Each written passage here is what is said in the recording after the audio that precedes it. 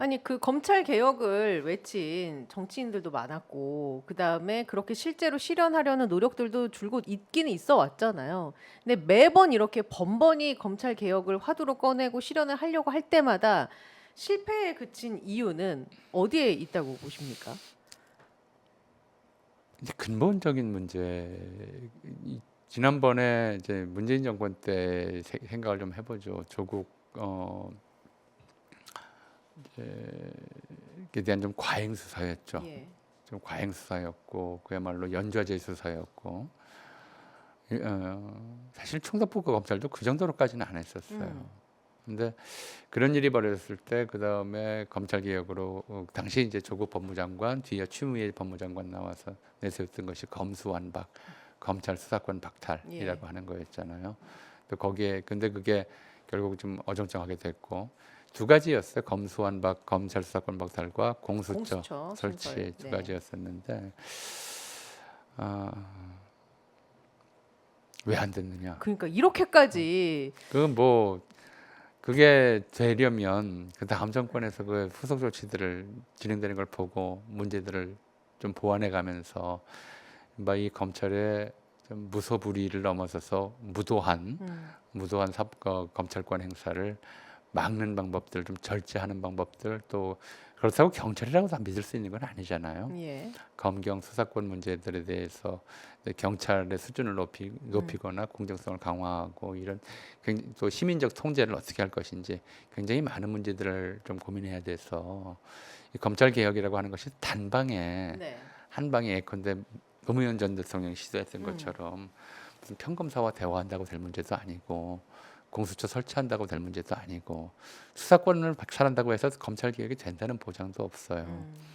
어떤 개혁이든 간에 이 개혁이 진행되려면은 꽤나 예. 장기까지는 아니더라도 네. 4, 5년 이상의 이제 피드백과 보완 과정들을 거쳐야 하는데 바로 윤석열 정권이 등장함으로써 예. 이제 검찰 개혁은 완전히 물 건너갔죠. 음. 시행령 정치가 되어서 검찰 개혁 법안 자체가 이제 검수완박 자체가 무력화돼 유명무실화돼 예. 버렸고 공수처는 1호 수사가 조희연 전 교육감 네네. 수사였잖아요. 공수처 수사 대상이 될 사람들이 얼마나 많아요. 음. 지금 그런 상태란 말이에요. 음. 공수처가 제 어, 기능을 하지 못하고 제 있다. 기능을 못하는 게 아니라 윤석열 여전히 이제 예. 천황제 군국주의 시대에 천황폐하의 검사 역할을 하고 있는 거죠. 음. 뭐 그런 거기 때문에 검찰 개혁은 어떤 개혁이든 간에 교육 개혁이든 검찰 개혁이든 간에 개혁이 혁명보다 어렵다는 말이 있어요. 10년 적어도 10년 이상의 장기 지속적 플랜 목표 하에 계속 좀 보완하고 수정하면서 진행을 하지 않으면 개혁이 완성될 수가 없어요. 어떤 개혁이든. 그리고 개혁이 한번 실패하면 예. 그보다 더한 반동이 찾아오는 것이고요. 음. 아예 눈치를 안 보잖아요. 음. 뭐 과거 떡거미니 무슨 막 별별 별명을 들었을 때도 네. 그래도 다소 눈치 보는 신용을 했어요. 근데 지금의 검찰은 어떤 눈치도 안 봐요. 어떻게 저렇게 파렴치할 수 있지라는 느낌이 들 정도로까지 예. 그렇게까지 이제 당당하기 때문에 이건 이제 지난 정권에서의 검찰 개혁 시도에 대한 반동이다, 자신감이다, 뭐 이렇게도 볼 수도 있겠죠. 그 이제 몇 가지 좀 단선적으로 여쭤보고 싶은 건 그래서 예를 들면 조국혁신당이 검찰을 개혁하겠다고 해서 내세운 네 가지의 법이 기소와 공소를 유지할 공소청을 따로 두자 뭐 이런 법안이라든지 아니면 중대범죄수사청이 수사를 맡는 중대범죄수사청법을 따로 신설하자 이런 이제 강론의 접근은 있는데 이것 또한 역시 장기적으로 정권의 영향을 받지 않은 채 한 10년 정도의 플랜으로 움직여야 그나마 개혁이 가능하다라고 보시는 거죠. 그러면. 그렇죠. 그러니까 근데 이제 뭐 미국식이든 뭐 일본식이든 이제 다양한 그동안 일본의 이제 이제 뭐랄까요 패전 이후에 예. 새롭게 만들어진 것은 좀 다양한 외국 사례들을 좀 검토해 볼 필요도 있고 지금 우리는 사실은 그런 외국 사례들을 참작한 일이 별로 없어요. 여전히 그러니까 군국주의 일본의 검찰 제도가 가장 잘 살아남아 있는 데가 한국이다. 일본이 아니라 이게 이제 참 첫 번째 문제고요. 예, 굴욕적이네요. 예, 예. 실제로 그래요. 어. 그러니까 군국주의 시대 일본식 검찰 제도가 가장 잘 살아남아 있어요 한국에서.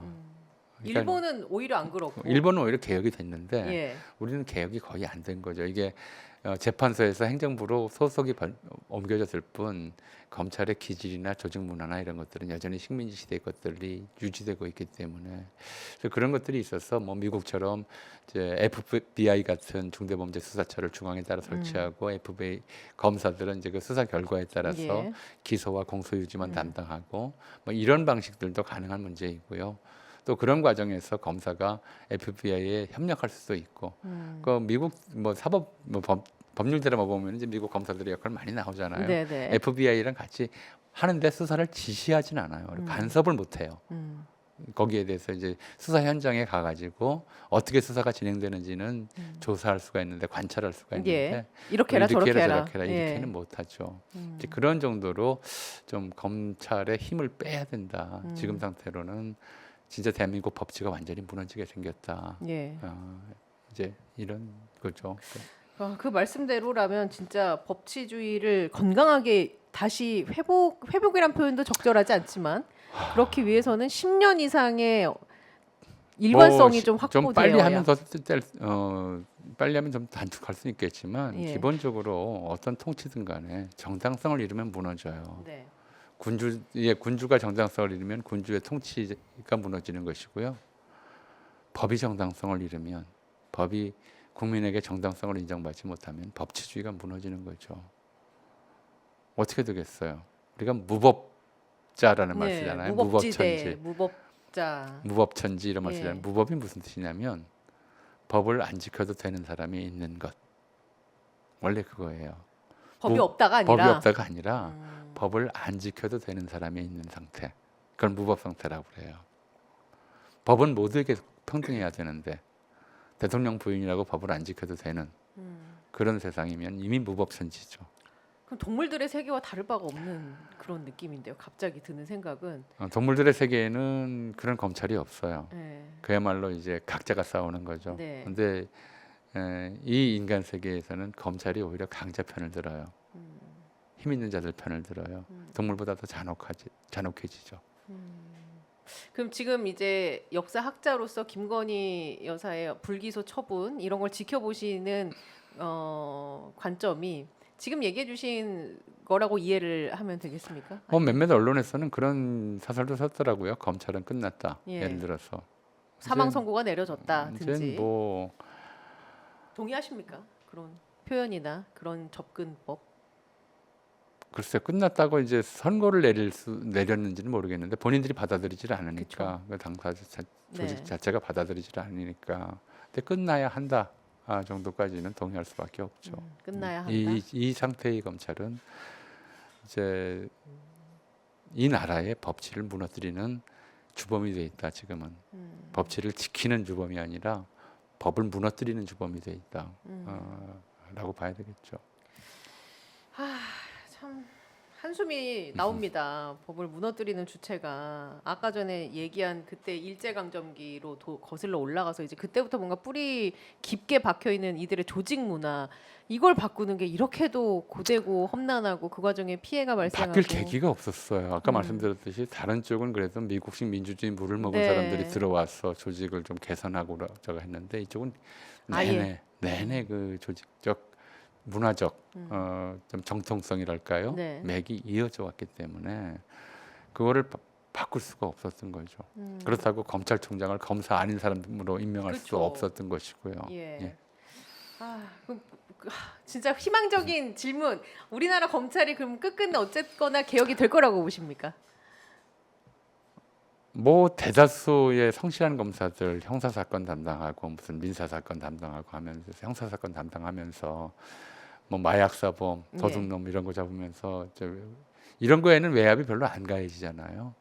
그런 거에 대해서 그런 사람들 그런 분들이 도매금으로 넘어가는 것이 안타깝긴 한데 사실은 소수가 늘 그래요. 권력지향적이고 그렇게 해서 윗사람 눈에 잘 띄려고 잘 보이려고 법적으로 전혀 말이 안 되는 걸 알면서도 대표적인 게 제1차 인혁당 사건이었어요. 네. 그때 검찰총장 신직수가 이 사람은 아주 드물게 국내 대학 그것도 무슨 지금의 서경대학의 전신 한국대학이라는 굉장히 좀 잘 좀 익숙하지 않은 대학이죠. 명문대학도 아닌데 여기서 법학과를 나오고 군대에서 법무 담당으로 있다가 그때 박정희 바로 밑에 있은 덕에 검찰총장이 됐었는데 되고 나서 박정희를 위해서 조작한 사건이 제1차 인혁당 사건이에요. 근데 그때 이걸 기소하라고 이제 중앙정보부에서는 예. 고문해서 자백을 받아내고 검찰로 넘겼죠. 근데 검사 몇 명이 이거 기소할 수 없다고 항명하고 사표를 냈어요. 네. 그게 우리나라 검찰에서 처음이자 유일하게. 마지막으로 있었던 법과 원칙과 양심에 어긋나는 기소 요구를 거부한 사건이에요. 근데 지금은 그런 사람들이 없잖아요. 오히려 그 문화가 더 강해졌다. 시키는 대로 하는 문화가. 이게 그리고 또 이제 대통령 본인이 검사 출신이니까 시키는 대로 잘할 사람이 누군지를 잘 알아요. 이 사람은 그래도 양심이 있어서 시키는 일에 대해서 좀 이거 좀 만드는 거 아닙니까라고 할 사람 같으면 아예 임명을 안 하죠.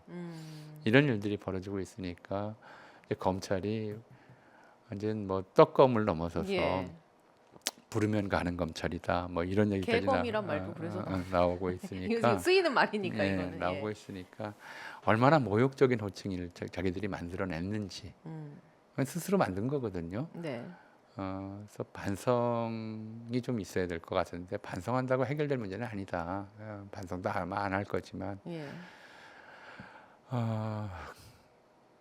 결국은 이제 대한민국이 좀 정상적인 국가로 좀 민주국가다운 국가로 나갈 수 있을 거냐 아니면 이대로 주저앉을 거냐를 결정하는 것은 가장 중요한 것이 검찰 개혁의 성패 여부라고 봐요. 제가 성공할 수 있을 거냐 실패할 거냐에 대해서는 예단하기 어렵고요. 다만 이걸 성공하지 못한다면 이 나라는 다시 중세 암흑 국가로 돌아갈 거다. 이것만은 분명하게 말씀드릴 수 있을 것 같아요. 그래도 검찰이 보통 이런 상황이라면 뭐 2%의 글도 좀 올리고 이건 잘못된 거 아니에요 해야 되는데 아주 조용하죠. 말 네. 그대로 시키는 대로 하는 검찰이 가득 차 있고 법과 원칙에 따라는 그냥 다 어디로 간지 모르게 윗선의 지시에 따라 이렇게 수사하는 검찰만 남았으니 이때 중요한 건 이제 우리 국민들의 어떤 열렬한 관심과 지켜봄이 아닐까 이런 생각을 또 하게 되네요. 그냥 그것마저도 방관하면 그들은 더 이렇게까지도 했는데 여론이 조용하네라고 하면 그렇죠. 계속 할 거 아니에요. 그런 네. 관성들에 의해서. 예. 근데 지금이야 뭐 이제 국회에서 뭐 이제 개헌이 안 되면 사실 검찰의 좀 조직 자체를 바꿀 수가 없어요. 그래서 뭐 좀 선거를 앞두고 뭐 아니면 당장 내년부터라도 네. 개헌 논의가 나오지 않을까 싶기도 하고요.